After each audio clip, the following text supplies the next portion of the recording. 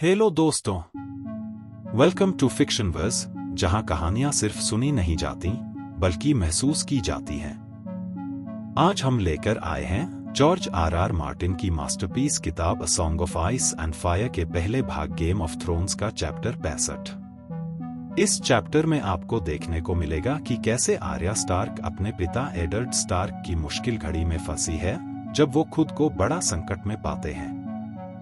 राजमहल की राजनीति, झूठे आरोप और सजा की घोषणा के बीच आर्या की नजरों के सामने वो सब घटित होता है जो उनके परिवार और उनकी दुनिया को हमेशा के लिए बदल देगा। क्या आर्या अपने पिता को बचा पाएगी? क्या वो इस खतरनाक माहौल में अपनी छोटी सी उम्मीद और हिम्मत बनाए रख पाएगी? इस चैप्टर में आपको मिलेगा डर, बेईमानी और एक बेटी की लड़ाई अपने परिवार के लिए। तो चलिए शुरू करते हैं चैप्टर 65। गरम गरम ताजा रोटी की खुशबू जो फ्लोर स्ट्रीट की बेकरी और दुकानों से हवा में तैर रही थी, आर्या को किसी भी इत्र से ज्यादा मीठी लगी। उसने गहरी सांस ली और सामने दिख रहे कबूतर के और करीब बढ़ी। वह मोटा सा, भूरे चितकबरे पंखों वाला कबूतर दो पत्थरों के बीच गिरे हुए एक सूखे टुकड़े को चोंच मार मार कर खा रहा था। लेकिन जैसे ही उसकी परछाई उस पर पड़ी, वह फड़फड़ाकर उड़ने लगा। आर्या की लकड़ी की तलवार हवा चीरते हुए निकली और जमीन से 2 फुट ऊपर ही कबूतर को जा लगी। पंखों की एक भूरे रंग की फुहार सी उड़ी और कबूतर नीचे गिर पड़ा। पलक झपकते ही आर्या उस पर थी। उसने एक पंख पकड़ लिया, जबकि कबूतर जोर जोर से फड़फड़ा और तड़प रहा था। उसने उसकी गर्दन को पकड़ा और तब तक मरोड़ा जब तक कि हड्डी टूटने की आवाज न आ गई। बिल्लियां पकड़ने के मुकाबले कबूतर पकड़ना तो आसान था। गुजरते हुए एक कैप्टन ने उसे अजीब नजरों से देखा। आर्या ने अपने कपड़े झाड़ते हुए और गिरी हुई लकड़ी की तलवार उठाते हुए उससे कहा, कबूतर ढूंढने के लिए सबसे अच्छी जगह यही है। यहाँ टुकड़ों के लिए आते हैं। लेकिन वह आदमी बिना कुछ कहे जल्दी से आगे बढ़ गया। आर्या ने कबूतर को कमर से बांधा और सड़क पर आगे बढ़ी। सामने से एक आदमी दोपहियों वाली गाड़ी पर ढेर सारे टार्ट्स लेकर आ रहा था। खुशबू में ब्लूबेरी, नींबू और खुबानी की मिठास थी। उसके पेट ने भूख से हल्की गुर्राहट की। क्या मुझे एक मिल सकता है? नींबू का या कोई भी? गाड़ी वाले ने उसे ऊपर से नीचे तक देखा और साफ था कि उसे जो दिखा वह पसंद नहीं आया। 3 कॉपर। आर्या ने अपनी लकड़ी की तलवार को जूते के किनारे से ठक ठक करते हुए कहा, मैं तुम्हें एक मोटा कबूतर दे सकती हूं बदले में। तेरे कबूतर को अदर्स ले जाएं, गाड़ी वाले ने बदतमीजी से कहा। टार्ट्स अब भी ओवन से निकले निकले गर्म थे। उनकी खुशबू से उसका मुंह पानी पानी हो रहा था, लेकिन उसके पास 3 कॉपर तो दूर एक भी कॉपर नहीं था। उसने गाड़ी वाले को गौर से देखा, याद करते हुए कि सीरियो ने उसे देखने के बारे में क्या सिखाया था। आदमी नाटा था, पेट थोड़ा गोल और चलता तो हल्का सा बायां पैर घसीटता था। आर्या सोच ही रही थी कि अगर वह एक टार्ट झपट कर भाग जाए तो यह आदमी उसे कभी पकड़ नहीं पाएगा। तभी वह गुर्राया, अपने गंदे हाथ दूर रखना। गोल्ड क्लोक्स अच्छी तरह निपटना जानते हैं चोरी करने वाले नालायक गली के चूहों से। आर्या ने सावधानी से पीछे मुड़कर देखा। गली के मुहाने पर सिटी वॉच के 2 सिपाही खड़े थे। उनके भारी ऊनी सुनहरे रंग के चोगे लगभग जमीन तक लटक रहे थे। अंदर काले दस्ताने, जूते और बख्तर। एक के कमर पर लंबी तलवार थी, दूसरे के पास लोहे का डंडा। टार्ट्स को आखिरी हसरत भरी नजर से देखते हुए आर्या पीछे हटी और जल्दी से वहां से निकल गई। गोल्ड क्लोक्स ने उसकी तरफ कोई खास ध्यान नहीं दिया था, लेकिन उन्हें देखकर उसके पेट में डर की गांठ पड़ गई। वह जितना हो सके महल से दूर ही रह रही थी, लेकिन दूर से भी लाल ऊंची दीवारों पर सड़े हुए सिर साफ दिखते थे। कौओं के झुंड हर सिर पर मंडराते और झगड़ते जैसे मक्खियां। फ्ली बॉटम की गलियों में यह खबर फैल चुकी थी कि गोल्ड क्लोक्स अब पूरी तरह लैनिस्टरों के साथ हैं। उनका कमांडर अब एक लॉर्ड बना दिया गया है। ट्राइडेंट पर जमीन और किंग्स काउंसिल में जगह के साथ। उसने और भी बातें सुनी थी, डरावनी बातें जो उसे समझ नहीं आती थी। कोई कहता कि उसके पिता ने किंग रॉबर्ट की हत्या की और बदले में लॉर्ड रेनली ने उन्हें मार डाला। कुछ कहते कि रेनली ने अपने ही भाई को शराब में झगड़े के दौरान मार दिया और इसी वजह से वह रात में चोरों की तरह भाग गया। कोई कहता राजा शिकार करते हुए सूअर के हमले में मरा, तो कोई कहता सूअर का मांस इतना खा गया कि मेज पर ही फट गया। नहीं, कहते थे कि वेरिस ने जहर दिया। नहीं, कहते थे कि रानी ने जहर दिया। किसी का कहना था कि उसे कोई बीमारी थी। कोई कहता वह मछली की कांटी गले में फंसा कर मर गया। लेकिन एक बात पर सब सहमत थे, किंग रॉबर्ट मर चुका था। बेलोर के ग्रेट सेप्ट के सातों टावरों की घंटियां पूरे दिन रात बजती रहीं, जैसे कांसे की लहर पूरे शहर में गूंज रही हो। एक चर्मकार के बेटे ने आर्या को बताया था कि इस तरह की घंटियां सिर्फ राजा की मौत पर बजती हैं। आर्या बस घर जाना चाहती थी, लेकिन किंग्स लैंडिंग छोड़ना उसकी सोच से कहीं कठिन था। हर जुबान पर जंग की बातें थीं और शहर की दीवारों पर गोल्ड क्लोक्स उतने ही आम थे जितने। खैर, उसके अपने बदन पर पिस्सू। वह फ्ली बॉटम में छतों पर, अस्तबलों में, जहां भी जगह मिल जाए वहीं सोती थी और जल्दी ही उसने समझ लिया था कि यह इलाका अपने नाम पर खरा उतरता है। महल से भागने के बाद से हर दिन वह शहर के सातों फाटकों पर बारी बारी से जाती थी। ड्रैगन गेट, लायन गेट और ओल्ड गेट बंद और कुंडियों से जकड़े थे। मड गेट और गेट ऑफ द गॉड्स खुले थे, लेकिन सिर्फ अंदर आने वालों के लिए, बाहर जाने वाले किसी को नहीं। सिर्फ किंग्स गेट और आयरन गेट से लोग निकलते थे, लेकिन वहां लैनिस्टर के लाल चोगे पहने, शेर के निशान वाले हेलमेट लगाए सिपाही पहरा देते थे। उसने एक सराय की छत से देखा था कि कैसे वे हर गाड़ी और घोड़ा गाड़ी की तलाशी लेते, सवारों से थैले खुलवाते और पैदल जाने वालों से सवाल जवाब करते। कभी कभी वह सोचती थी कि नदी तैरकर पार कर जाएगी, लेकिन ब्लैकवाटर नदी चौड़ी, गहरी और खतरनाक थी। सब कहते थे कि उसकी धार बहुत तेज और धोखेबाज है। उसके पास न तो नाव के पैसे थे, न जहाज में सफर करने के। उसके पिता ने हमेशा उसे चोरी न करने की सीख दी थी, लेकिन अब यह याद रखना मुश्किल होता जा रहा था। अगर वह जल्दी न निकली, तो उसे गोल्ड क्लोक्स से भिड़ना पड़ेगा। वह अब भूखी तो कम ही रहती थी। लकड़ी की तलवार से कबूतर मार लेना उसने सीख लिया था, लेकिन इतना कबूतर खाने से अब उसे जी मिचलाने लगा था। कुछ तो उसने कच्चा भी खा लिया था, महल से भागने के बाद, जब तक उसे फ्ली बॉटम का रास्ता नहीं मिला था। फ्ली बॉटम की गलियों में बड़े बड़े बर्तनों में सालों से उबलते हुए स्ट्यू बेचने वाली पॉट शॉप्स थी। वहां आधा कबूतर देकर एक टुकड़ा बासी रोटी और एक कटोरा ब्राउन मिल जाता, और अगर तुम पंख खुद नोच दो तो बाकी आधा कबूतर वे आग में सेंक भी देते। आर्या दूध का प्याला और नींबू का केक खाने के लिए कुछ भी दे देती, लेकिन वह ब्राउन भी बुरा नहीं था। अक्सर उसमें जौ, गाजर, प्याज, शलजम के टुकड़े और कभी कभी सेब तक होते। ऊपर तेल की पतली परत तैरती रहती। मांस के बारे में वह ज्यादा सोचने की कोशिश नहीं करती। एक बार तो उसे मछली का टुकड़ा भी मिला था। बस दिक्कत यह थी कि पॉट शॉप्स कभी खाली नहीं होती, और जैसे ही वह खाना निकलती, उसे लगता सबकी निगाहें उस पर हैं। कुछ तो उसके जूतों या चोगे को घूरते, और आर्या समझ जाती कि वे क्या सोच रहे हैं। कुछ की आंखें ऐसे लगती जैसे उसके कपड़ों के अंदर तक झांक रही हों, और यह और भी डरावना था।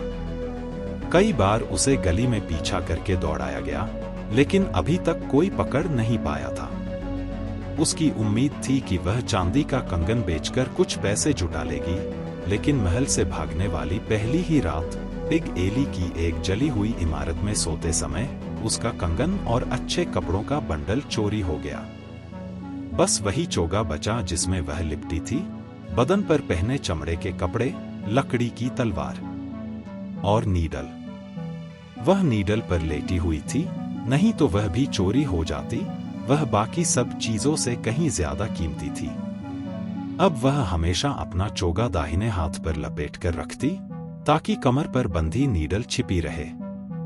लकड़ी की तलवार वह बाएं हाथ में पकड़े रखती, सबको दिखाने के लिए ताकि चोर डर जाएं। लेकिन पॉट शॉप्स में ऐसे लोग भी थे जो लड़ाई के कुल्हाड़े से भी नहीं डरते। यही वजह थी कि अब कबूतर और बासी रोटी का मन भी उचटने लगा था और अक्सर वह भूखी ही सो जाती बजाय उन निगाहों का सामना करने के। शहर से बाहर निकल गई तो वह जंगल में बेर तोड़ सकती थी, खेतों के पेड़ों से सेबचेरी तोड़ सकती थी। उसे याद था कि दक्षिण की यात्रा में उसने किंग्स रोड से कई बगीचे देखे थे। वहां वह जड़ें खोद सकती थी, खरगोश पकड़ सकती थी। लेकिन इस शहर में तो सिर्फ चूहे, बिल्लियां और दुबले पतले कुत्ते ही दौड़ाए जा सकते थे। सुना था कि पॉटशॉप्स पिल्लों का झुंड लाने पर कुछ सिक्के दे देते हैं, लेकिन वह उसके बारे में सोचना भी पसंद नहीं करती थी। फ्लोर स्ट्रीट से नीचे टेढ़ी मेढ़ी गलियों और चौराहों का जाल था। आर्या भीड़ में से निकलती हुई गोल्ड क्लोक्स से दूर जा रही थी। उसने सीख लिया था कि सड़क के बीचों बीच चलना बेहतर है। हाँ, कभी कभी गाड़ियों और घोड़ों से बचना पड़ता था, लेकिन कम से कम वे सामने से आते दिखते थे। इमारतों के किनारे चलना खतरनाक था, लोग पकड़ लेते थे। कुछ गलियों में तो इमारतें इतनी पास पास थी कि उनकी दीवारें लगभग छू जाती थी। चिल्लाते हंसते छोटे बच्चों का एक झुंड लुढ़कते हुए घेर का पीछा करता उसके पास से दौड़ता निकल गया। आर्या ने उन्हें जलन भरी नजरों से देखा, याद करते हुए वो दिन जब वह ब्रैन, जॉन और अपने छोटे भाई रिकॉन के साथ ऐसे ही खेला करती थी। वह सोचने लगी कि अब रिकॉन कितना बड़ा हो गया होगा और ब्रैन उदास तो नहीं होगा। वह कुछ भी कर देती अगर जॉन यहाँ होता, उसे छोटी बहन कहकर उसके बाल उलझा देता।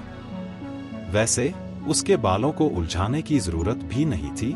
उसने पानी के गड्ढों में अपनी परछाई देखी थी और उसे नहीं लगता था कि बाल इससे ज्यादा उलझे हुए हो सकते हैं। आर्या ने कई बार कोशिश की थी कि सड़क पर दिखने वाले बच्चों से बात करे ताकि कोई दोस्त बन जाए और उसे सोने की जगह मिल सके, लेकिन शायद वह ठीक से बात नहीं कर पाती थी या कुछ गलत कह देती थी।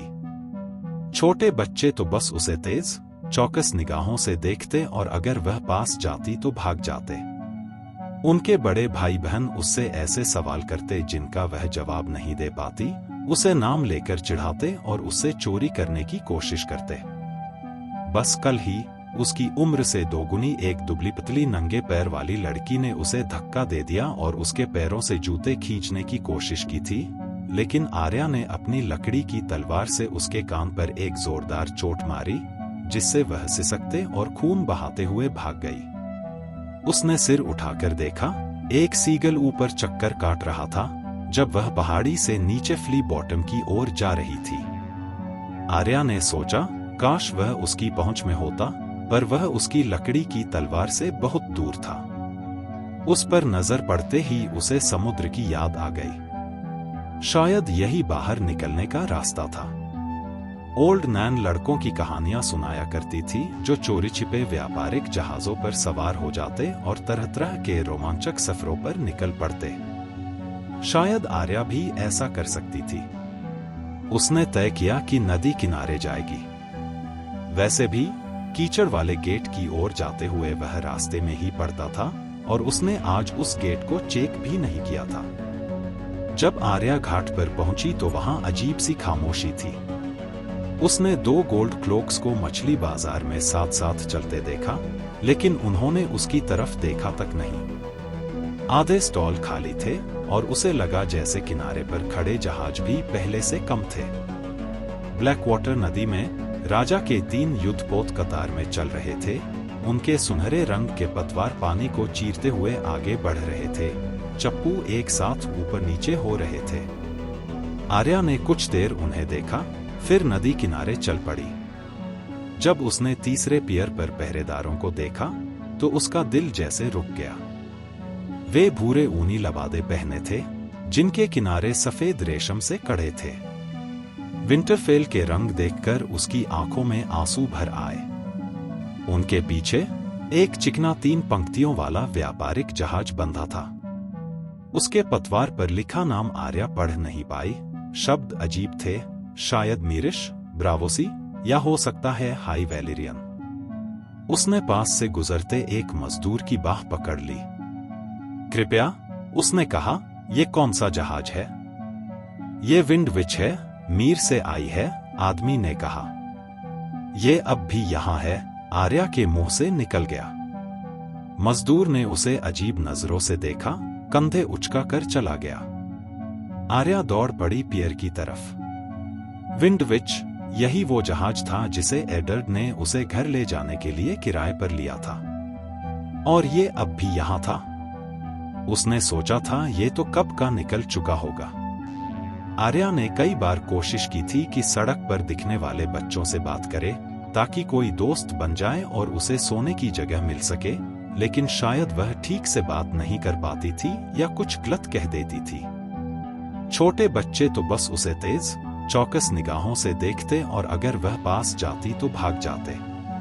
उनके बड़े भाई बहन उससे ऐसे सवाल करते जिनका वह जवाब नहीं दे पाती, उसे नाम लेकर चिढ़ाते और उससे चोरी करने की कोशिश करते। बस कल ही उसकी उम्र से दोगुनी एक दुबली पतली नंगे पैर वाली लड़की ने उसे धक्का दे दिया और उसके पैरों से जूते खींचने की कोशिश की थी, लेकिन आर्या ने अपनी लकड़ी की तलवार से उसके कान पर एक जोरदार चोट मारी, जिससे वह सिसकते और खून बहाते हुए भाग गई। उसने सिर उठाकर देखा, एक सीगल ऊपर चक्कर काट रहा था जब वह पहाड़ी से नीचे फ्ली बॉटम की ओर जा रही थी। आर्या ने सोचा, काश वह उसकी पहुंच में होता, पर वह उसकी लकड़ी की तलवार से बहुत दूर था। उस पर नजर पड़ते ही उसे समुद्र की याद आ गई। शायद यही बाहर निकलने का रास्ता था। ओल्ड नैन लड़कों की कहानियां सुनाया करती थी जो चोरी छिपे व्यापारिक जहाजों पर सवार हो जाते और तरह तरह के रोमांचक सफरों पर निकल पड़ते। शायद आर्या भी ऐसा कर सकती थी। उसने तय किया कि नदी किनारे जाएगी। वैसे भी कीचड़ वाले गेट की ओर जाते हुए वह रास्ते में ही पड़ता था और उसने आज उस गेट को चेक भी नहीं किया था। जब आर्या घाट पर पहुंची तो वहां अजीब सी खामोशी थी। उसने 2 गोल्ड क्लोक्स को मछली बाजार में साथ साथ चलते देखा, लेकिन उन्होंने उसकी तरफ देखा तक नहीं। आधे स्टॉल खाली थे और उसे लगा जैसे किनारे पर खड़े जहाज भी पहले से कम थे। ब्लैक वाटर नदी में राजा के 3 युद्धपोत कतार में चल रहे थे। उनके सुनहरे रंग के पतवार पानी को चीरते हुए आगे बढ़ रहे थे। चप्पू एक साथ ऊपर नीचे हो रहे थे। आर्या ने कुछ देर उन्हें देखा, फिर नदी किनारे चल पड़ी। जब उसने तीसरे पियर पर पहरेदारों को देखा तो उसका दिल जैसे रुक गया।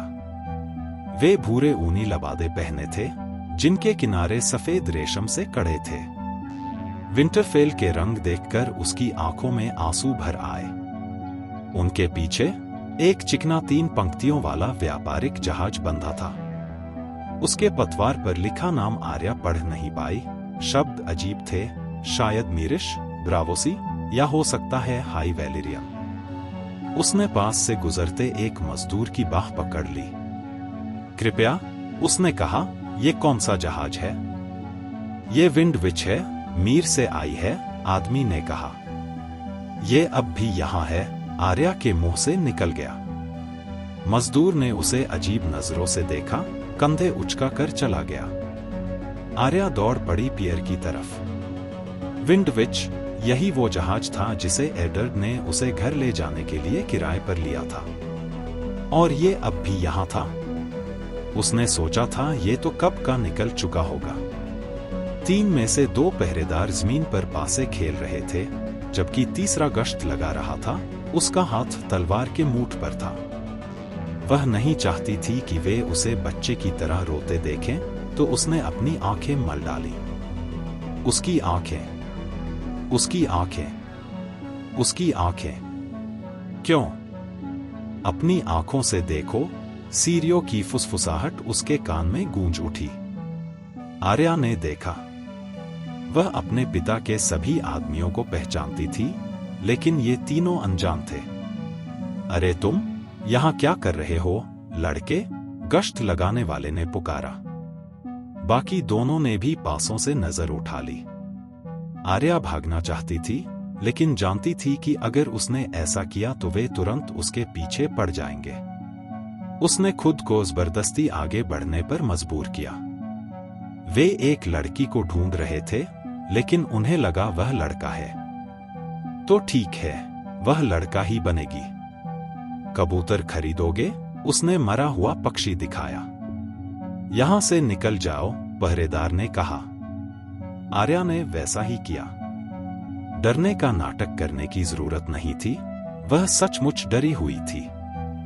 पीछे से वे लोग फिर से पासे खेलने में लग गए। उसे पता भी नहीं चला कि वह वापस फ्ली बॉटम कैसे पहुंच गई, लेकिन जब वह पहाड़ियों के बीच की तंग, टेढ़ी मेढ़ी, कच्ची गलियों में पहुंची, तो उसकी सांसें तेज चल रही थी।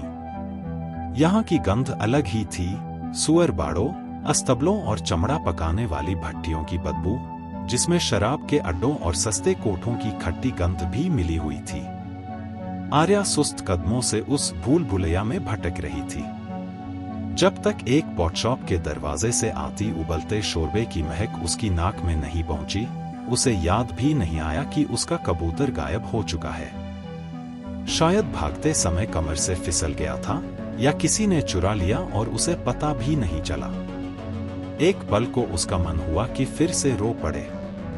अब उसे आटे वाली गली तक वापस जाना पड़ेगा, ताकि वैसा ही मोटा ताजा कबूतर ढूंढ सके। शहर के उस पार कहीं घंटियां बजने लगी। आर्या ने सिर उठाकर सुना, सोचते हुए कि इस बार इनका मतलब क्या है। अब क्या हो गया? पॉटशॉप से एक मोटा आदमी चिल्लाया। फिर से घंटियां? भगवान रहम करे, एक बूढ़ी औरत कराह उठी। दूसरी मंजिल की खिड़की से लाल बालों वाली एक औरत, जो रंगी हुई पतली रेशमी चोली पहने थी, झुककर नीचे झांकने लगी। क्या अब वो लड़का राजा मर गया? उसने सड़क पर चिल्लाया। अरे, लड़के तो वैसे भी ज्यादा नहीं टिकते। वह हंसी और पीछे से एक नंगा आदमी उसके गले में बाहें डालकर उसकी गर्दन पर काटने लगा, उसके ढीले ढाले भारी स्तनों को मसलते हुए। बेअकल औरत, मोटे आदमी ने ऊपर चिल्लाया। राजा नहीं मरा, ये तो बस बुलाने वाली घंटी है। सिर्फ एक मीनार बज रही है। जब राजा मरता है तो पूरे शहर की हर घंटी बजती है। अरे छोड़, नहीं तो मैं तेरी घंटियां बजा दूंगी, खिड़की वाली औरत ने पीछे वाले आदमी को कोहनी मारकर हटाते हुए कहा। तो कौन मरा है अगर राजा नहीं? ये तो बुलावा है, मोटे आदमी ने फिर कहा। आर्या की उम्र के दो लड़के पानी के गड्ढे में छपाछप करते हुए भागे। बूढ़ी औरत ने उन्हें गालियां दी, लेकिन वे रुके नहीं। और लोग भी ऊपर की तरफ जा रहे थे, यह देखने की मामला क्या है। आर्या धीरे भागते लड़के के पीछे दौड़ी। कहाँ जा रहे हो? वह चिल्लाई जब वह उसके पास पहुंची। क्या हुआ है? लड़के ने पीछे देखे बिना कहा। गोल्ड क्लोक उसे सेप्ट ले जा रहे हैं। किसे? उसने जोर से पूछा, दौड़ते हुए। एंड को। ब्यू कहता है उसका सिर उड़ाने वाले हैं। एक गाड़ी ने सड़क में गहरी लकीर छोड़ दी थी। लड़का कूदकर निकल गया, लेकिन आर्या ने देखा ही नहीं। वह ठोकर खाकर मुंह के बल गिरी, घुटना पत्थर से छिल गया और हाथ जमीन पर लगते ही उंगलियां चोटिल हो गईं। नीडल उसके पैरों में उलझ गई। वह सिसकते हुए उठी। उसके बाएं हाथ का अंगूठा खून से लथपथ था। उसने चूसकर देखा तो आधा नाखून गायब था, गिरते समय उखड़ गया था। हाथ धड़क रहे थे, घुटना भी लहूलुहान था। रास्ता दो, कोई क्रॉस स्ट्रीट से चिल्लाया। रेड वाइन के लॉर्ड्स के लिए रास्ता दो। आर्या ने जैसे तैसे किनारे हटकर 4 पहरेदारों को भारी घोड़ों पर सरपट गुजरते देखा। उनके लबादे नीले और गेरुए रंग के चेकदार थे। उनके पीछे 2 जवान लॉर्ड, एक जैसे शाहबलूत रंग के घोड़ों पर, बिल्कुल जुड़वा की तरह, रेड वाइन ट्विंस, सर होरस और सर हॉबर। आर्या ने उन्हें सैकड़ों बार बैली में देखा था।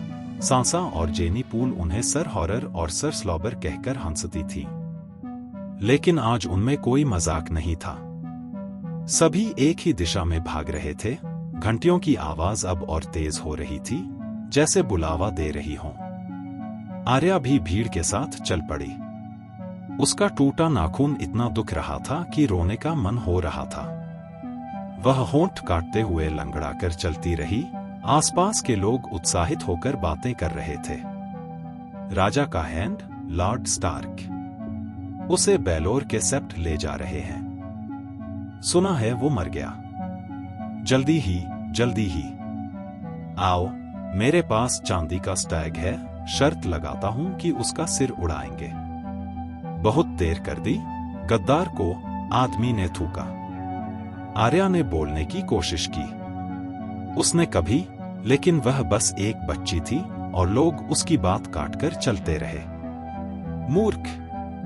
सेप्ट की सीढ़ियों पर कब से गद्दारों का सिर उड़ाने लगे हैं? तो क्या उसे नाइट बनाने वाले हैं?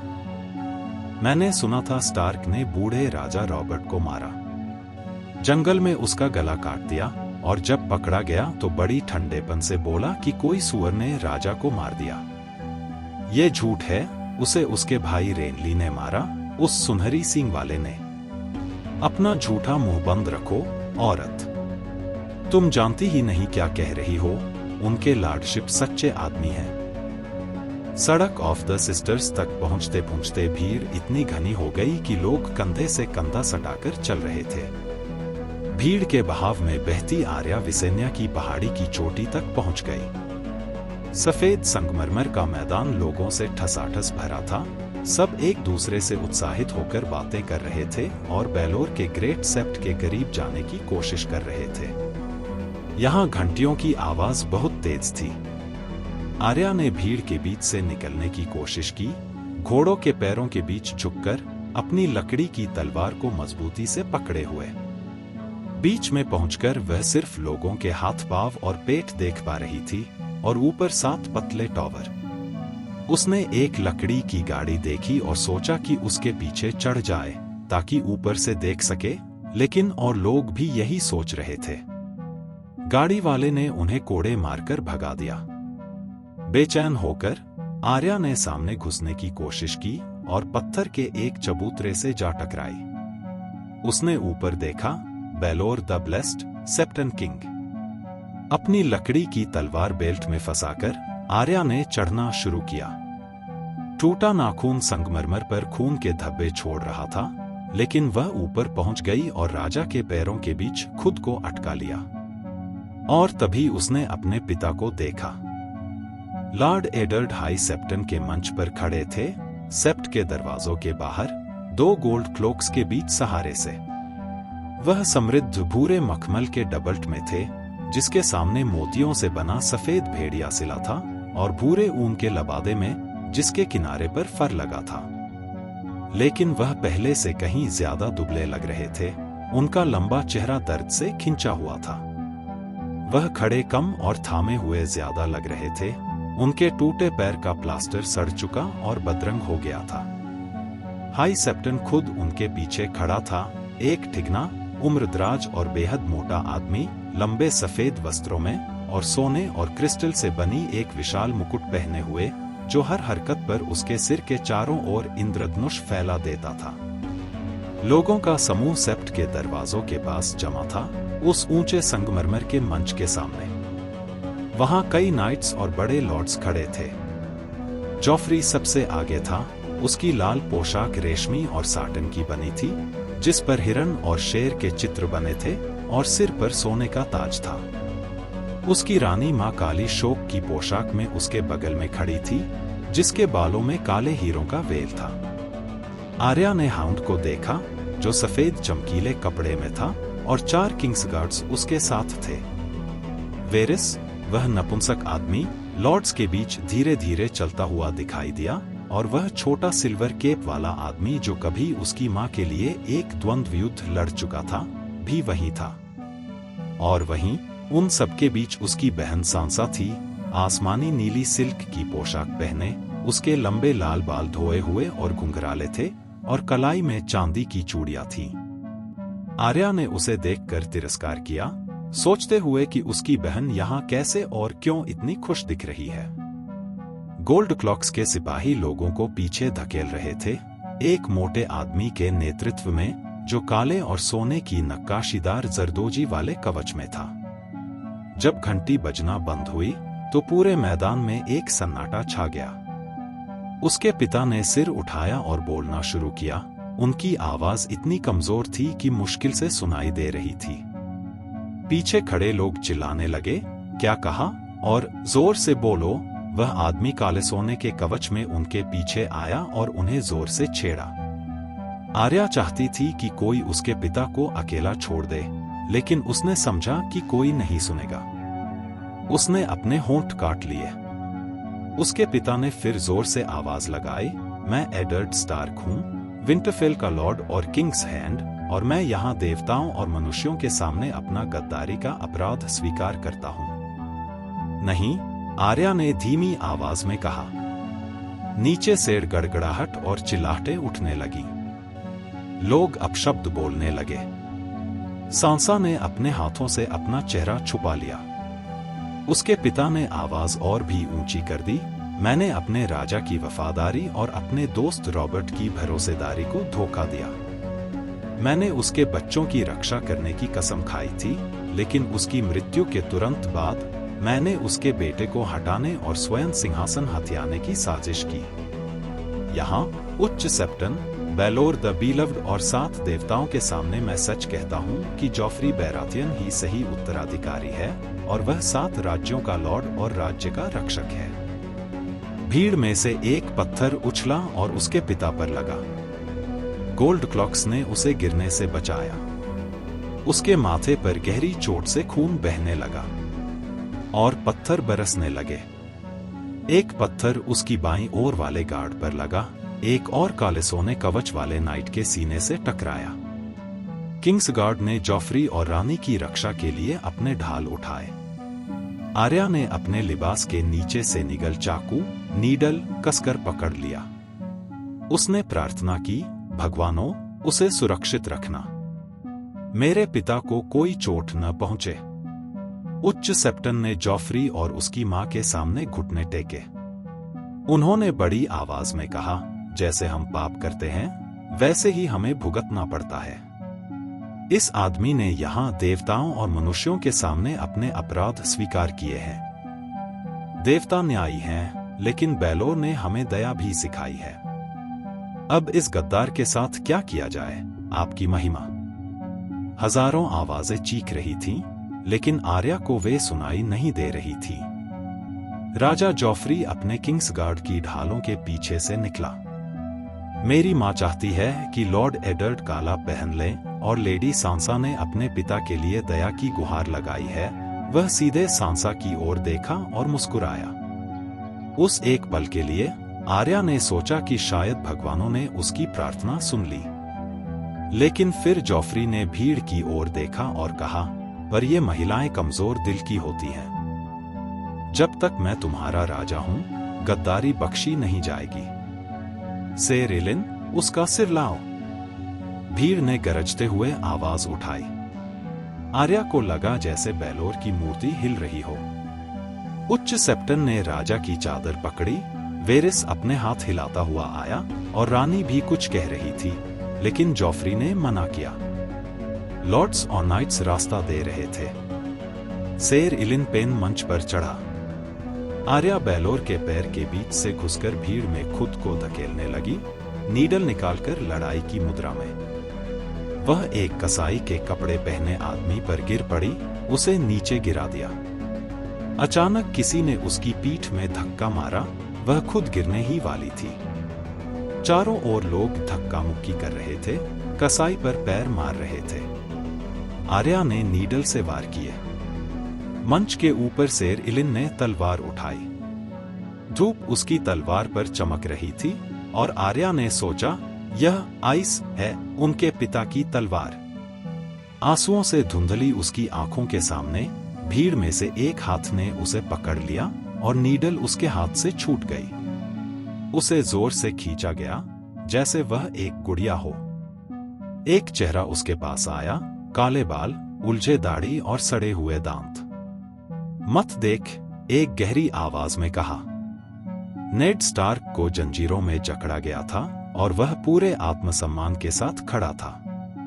उसकी आंखों में न घबराहट थी, न ही कोई पछतावा। किंग जॉफरी की निर्दय हुकूमत के सामने नेड की मौत का फैसला सुनाया गया था। भीड़ खामोश थी। लोग उस ऐतिहासिक पल को देख रहे थे।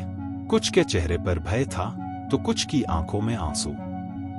नेड ने अपनी आखिरी सांस तक अपने परिवार का ख्याल रखा।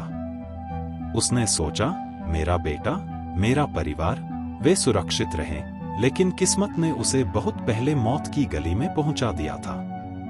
शेर इलिन ने तलवार को ऊंचा उठाया। आर्या की सांसें थम गईं। तलवार नीचे आई। एक जोरदार आवाज के साथ नेड का सिर उसके धड़ से अलग हो गया। कुछ लोग चिल्लाए, कुछ की आंखों से आंसू बह निकले, और वहां मौजूद हर कोई इस भयावह सच्चाई को समझ गया कि किंग्स लैंडिंग में राजनीति की क्रूरता के आगे भी कोई नहीं टिक सकता। मैं आर्या रो पड़ी। पुराने आदमी ने उसे जोर से हिलाया। चुप कर और आंखें बंद कर। याद है मुझे? उसकी सांसों में सड़ा हुआ शराब का बदबू था। उसने उस आदमी को पहचाना, वही काला भाई जो उसके पिता से मिलने आया था। अब जानते हो मुझे? बढ़िया बच्चा, वह थूक पड़ा। यहां सब खत्म हो चुका है। तुम मेरे साथ चलोगी और चुप रहोगी।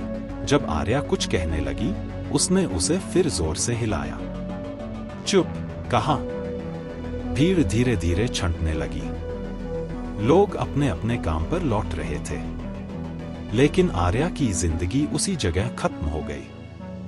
वह बेहोश सी उसके साथ चल पड़ी, योरेन के साथ। उसने नीडल उसे वापस दी। उम्मीद है तुम इसका सही इस्तेमाल कर पाओगी, बच्चा। अब सवाल यह है कि क्या आर्या अपने पिता की मौत के बाद इस कठोर दुनिया में अकेले बच पाएगी? क्या वो अपनी हिम्मत और सूझबूझ से आगे बढ़ेगी? अगर आपको यह कहानी पसंद आई हो तो लाइक करें, शेयर करें, कमेंट में अपना फेवरेट हिस्सा बताएं और हमारे चैनल फिक्शनवर्स को सब्सक्राइब करना न भूलें। हम मिलेंगे अगले वीडियो में। तब तक के लिए खुश रहें और पढ़ते रहें।